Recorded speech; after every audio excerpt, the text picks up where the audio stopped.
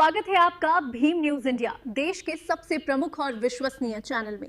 आप देख रहे हैं भीम न्यूज इंडिया। नमस्कार, मैं आपके साथ हूं। आइए जानते हैं आज की ताजा अपडेट्स। देश और दुनिया में क्या चल रहा है उसकी पूरी जानकारी लेकर हाजिर हैं। सबसे पहले बात करते हैं आज के मुख्य समाचार की। नमस्कार, स्वागत है आपका भीम न्यूज इंडिया में। आप देख रहे हैं भीम न्यूज इंडिया विनय कुमार सिंघल के साथ।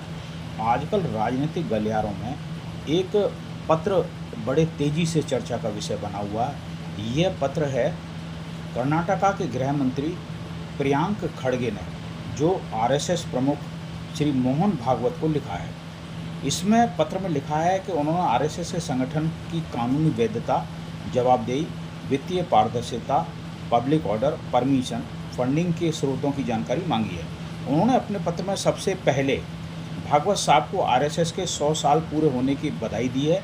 उन्होंने लिखा है कि आपका संगठन 60,000 से ज़्यादा शाखा रखने का दावा करता है तथा देश और दुनिया में बाकी हिस्सों में भी उसके करोड़ों स्वयंसेवक हैं। निश्चित तौर पर सार्वजनिक जीवन में और समाज में बेहद महत्वपूर्ण मौजूदगी रखता है।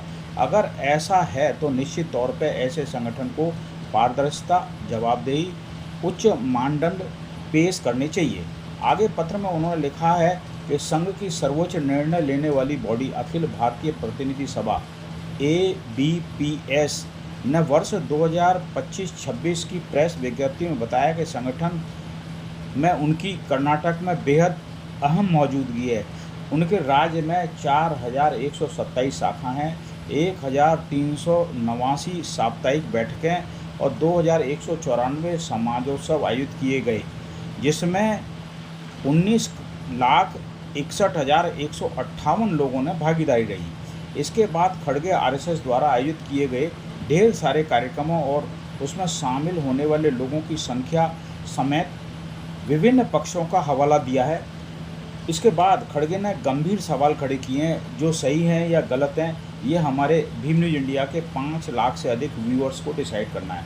उन्होंने पत्र में लिखा है कि आरएसएस संगठन इतना विस्तारित तरीके से अपनी मौजूदगी दर्ज कराता है, खासकर जब नियमित तौर पर जन गोलबंदी में लगा हो और उसके जरिए एक बड़ा पथ संचालन से लेकर बड़े स्तर तक समाज में अपनी पहुंच बनाए हुए हो। साथ ही तब जब एक निजी या फिर अनौपचारिक व्यवस्था के तौर पर नहीं देखा जा सकता। उन्होंने पत्र में आगे लिखा है कि यह उनकी वैधानिक स्थिति, जवाबदेही, वित्तीय पारदर्शिता, पब्लिक ऑर्डर, परमिशन, फंड के स्रोत, भारत के कानून और संविधान के प्रति जवाबदेही को लेकर एक वैध सवाल खड़ा कर देता है।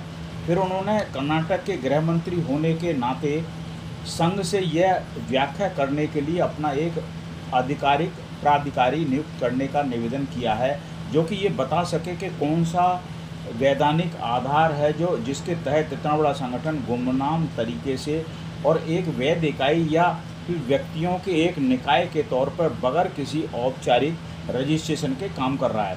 उन्होंने आगे लिखा कि संवैधानिक लोकतंत्र में कोई भी संगठन पुराना हो या बड़ा या प्रभावशाली हो, निगरानी के दायरे से बाहर नहीं हो सकता। प्रत्येक नागरिक संगठन, संस्था, निकाय जो कि सार्वजनिक जीवन में काम करती है, उससे आशा की जाती है कि वे कानून के तहत काम करें। भारत में यहाँ तक कि सफाई कर्मचारियों को अपने लिए सुविधा लेने के लिए रजिस्ट्रेशन कराना पड़ता है। हर धार्मिक संगठन, सामाजिक संगठन, जातीय संगठन, यहाँ तक कि राजनीतिक संगठनों को भी रजिस्ट्रेशन कराना पड़ता है।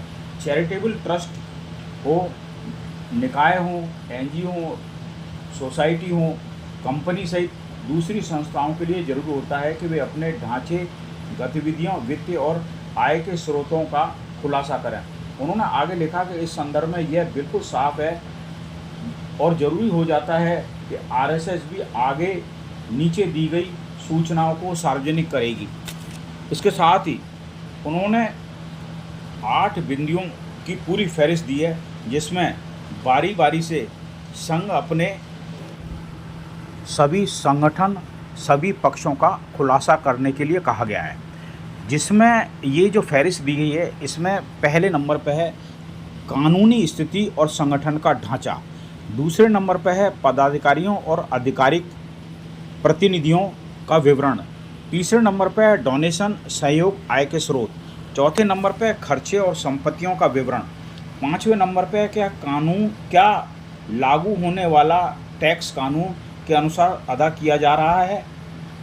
छठे नंबर पर रजिस्ट्रेशन की औपचारिकता को पूरे किया बिना वह कौन सा कानून का आधार है जिसके आधार पर सांगठनिक गतिविधियां संचालित की जाती हैं। सातवें नंबर पर उन्होंने पूछा है कि बगैर किसी सार्वजनिक जवाबदेही के इतने बड़े स्तर के ऑपरेशन के अधिकार का दावा किस संवैधानिक और कानूनी फ्रेमवर्क के तहत किया जाता है। आठवां प्रश्न उन्होंने अपने पत्र में किया है कि सार्वजनिक आयोजनों, मोर्चों, रूट, बड़ी सभाओं, दूसरे संगठनात्मक गतिविधियों के लिए परमिशन अधिकार पत्र और जवाब तंत्र का विवरण ये उपलब्ध कराया जाए। प्रियांक खड़गे ने आगे लिखा है कि एक ऐसा संगठन जो नियमित रूप से राष्ट्रवाद, अनुशासन और कर्तव्य की बात करता है, उसे इन मूल्यों को पारदर्शिता, जवाबदेही, भारतीय संविधान के प्रति सम्मान के जरिए प्रदर्शित करना चाहिए। उन्होंने पत्र में लिखा है कि आरएसएस भारत में रहने वाले सामान्य नागरिकों के लिए कानून के पालन करने की मांग कैसे कर सकता है अगर वो खुद इन मानकों से बाहर अपने आप को रखे। बताते चलें कि अगर कोई सरकारी कर्मचारी, छोटे संगठन, धार्मिक संस्था, एनजीओ और नागरिकों से रजिस्ट्रेशन कराने की पारदर्शिता बरतने, ऑडिट कराने और करों की अदायगी की अपेक्षा की जाती है, तो आरएसएस को भी देश के कानून का पालन कर उदाहरण पेश करना चाहिए। अंत में उन्होंने आरएसएस से अपील की है कि वे अपने शताब्दी के मौके का इस्तेमाल समारोह आयोजित करने के साथ ही संवैधानिक आत्मनिरीक्षण के लिए करना चाहिए। उनको 100 साल बाद आरएसएस का रजिस्ट्रेशन कराकर भारतीय कानून का पालन करना चाहिए। अब ये देखना है कि ये इस पत्र की राष्ट्रीय स्वयंसेवक संघ पर क्या प्रतिक्रिया होती है।